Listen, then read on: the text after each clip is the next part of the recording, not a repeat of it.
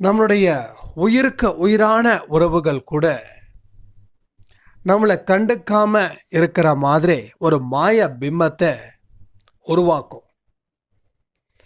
அந்த நேரத்தில் நம்மால் உயிரை விடவும் முடியாது, உயிரோட இருக்கவும் முடியாது.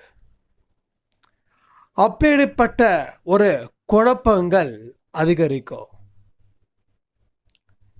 அந்த நேரத்தில் என்ன மாதிரியான விஷயங்களை நாம் செஞ்சு நாம் மனசை அமைதிப்படுத்தலாம் அப்படின்னு எவ்வளவோ முயற்சிகள் செஞ்சாலும் எல்லா முயற்சிகளும் கடைசியில் தோல்விகளை மட்டுமே முடியும். நம்ம சாயப்பா கிட்ட கதறுவோம், கதறினாலும் பதில் இருக்காது. சில